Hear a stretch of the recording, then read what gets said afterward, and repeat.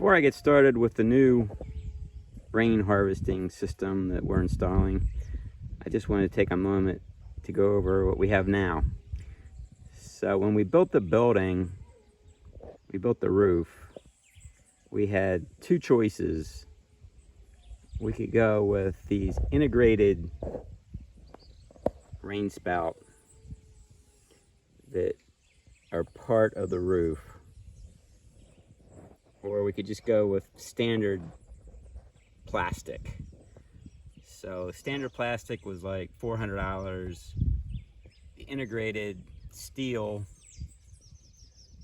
was $1,000. So plus the plastic in the Caribbean sun would degrade eventually. The steel will, in theory, last a lot longer.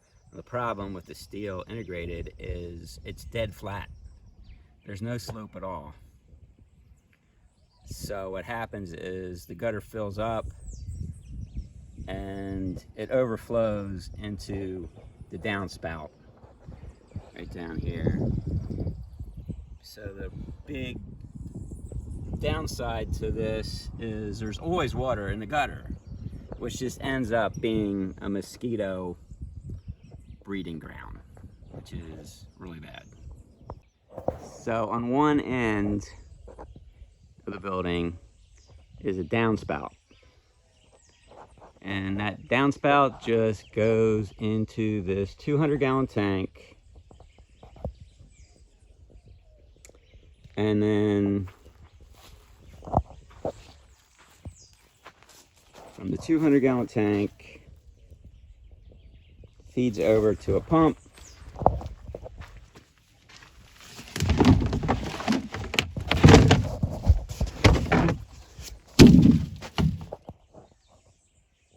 over to this pump. I got a sediment filter, pretty large one, and I have a carbon filter. And then from there, it just goes over to the RV, and that's how we get water. And most of the time, this is great, no problem. But we're in the dry season, and sometimes with one person, 200 gallons lasts quite a while. But when I come for a visit, it only lasts half as long. So we have this tank, this cistern. It comes off the shed roof and fills up. This is a 90-gallon tank. So it collects from there. The other side of the roof, another 90-gallon tank, collects from there. So if the 200-gallon tank runs out, we have a cordless pump, and we pump from the 90-gallon tank into the 200-gallon tank, which happens. We had to do that the other day.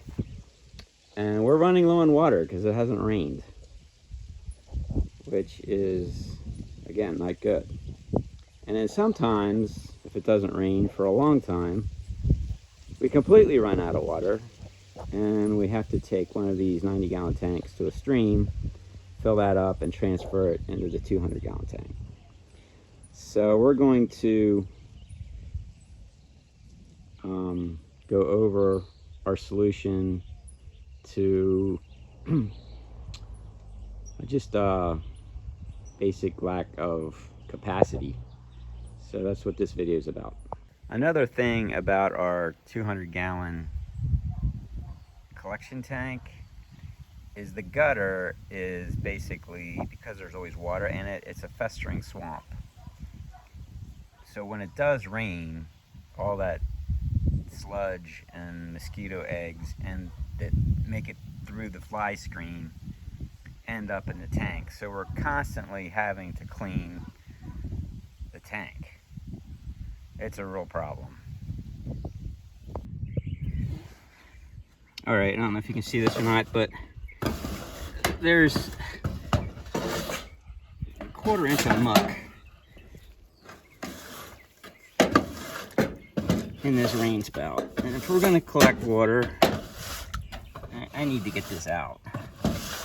So this is one of the steps.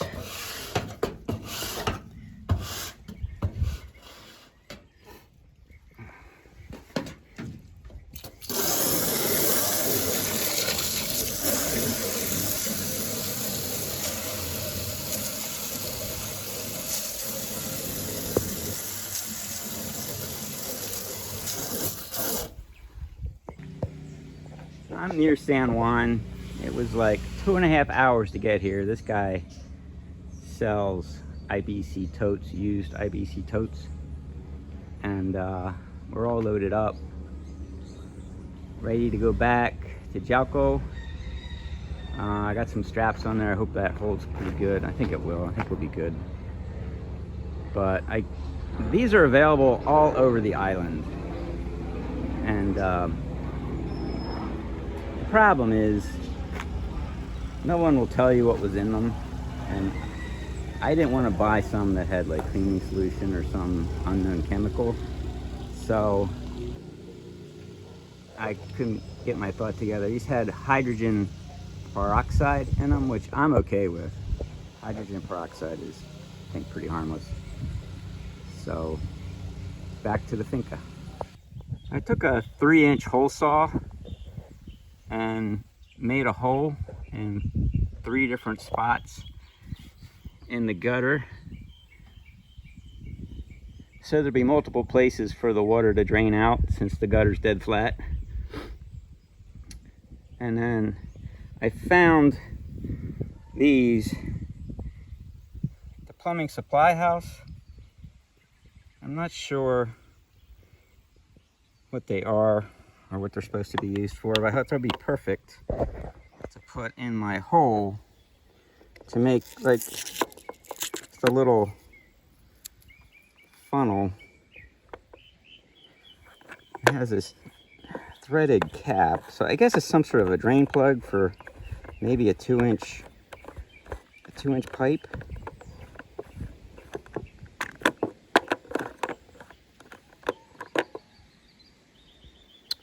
So I'm going to take marine goop and go around the edge and just drop it in my 3-inch hole, and I'll show you what that looks like. Okay, so that's what it looks like after it's in, and I'm just going to have a 4-inch adapter like right underneath. I'll show you those to catch the water. So the rain's going to run out of these.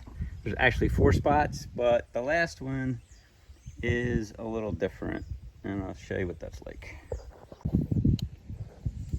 So this is like a downspout adapter.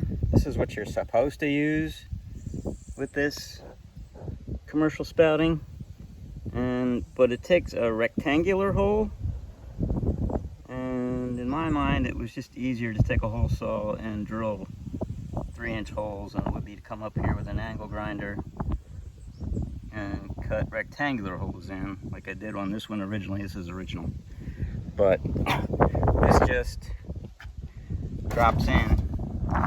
Put some, this just drops in like that.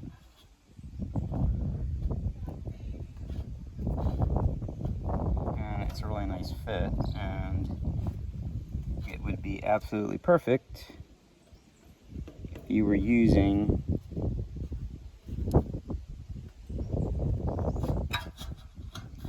like metal downspout. Anyway, that's what we have at the one end. I got this fly screen at the hardware store. It's pet proof. It's real thick, and I don't think the holes are quite as fine, which is fine. I mean, which is okay. But what I do is I take this 3-inch to 4-inch adapter, which is what catches the water. And then another guy on YouTube was doing this. This isn't my idea.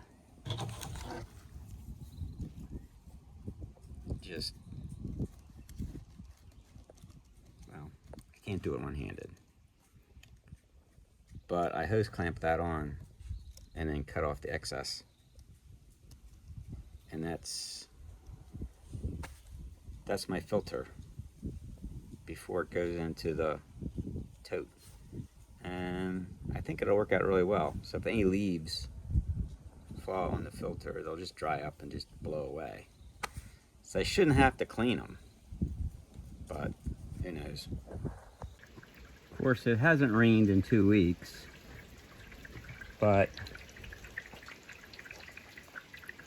it starts to shower right when I'm in the middle of this, which is great, because we do need the rain.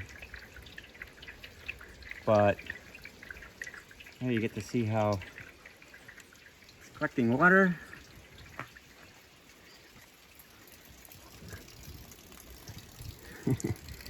And this is as far as I got with the pipe. I still got to get all the way down to the orange ladder, but it's not raining hard. If it stops, we'll continue on.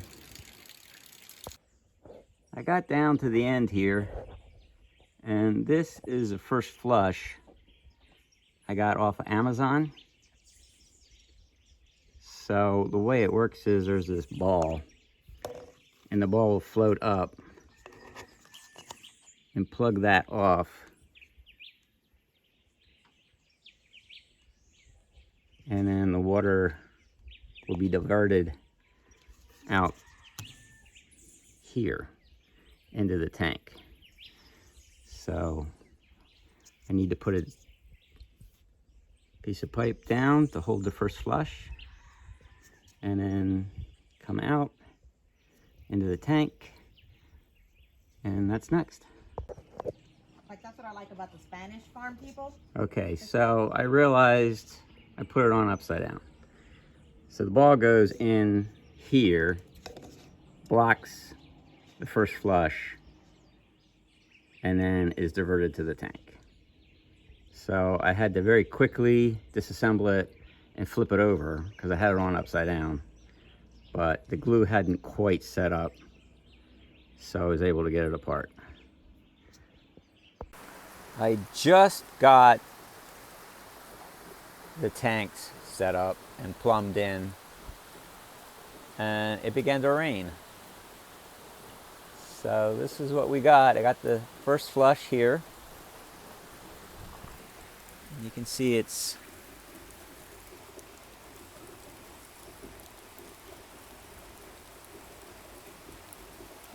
leaking out, and then that's full, and it's overflowing into the top of the tank.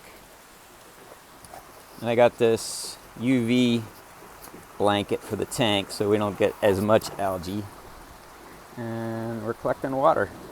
Pretty cool. This is going to conclude part 1, which is the rain collection system. So this is one side, and we have a twin identical side over here. And just as a note, the bottom ICB tote is only as a stand, just to raise the upper tote. So everything's going to be gravity fed.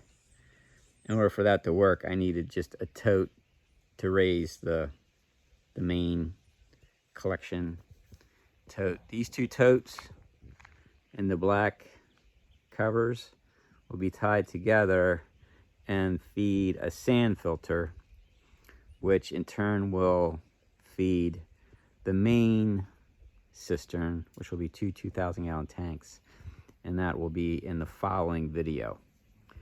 But thanks for watching, and I hope that you'll pick us up, like us, and watch part 2.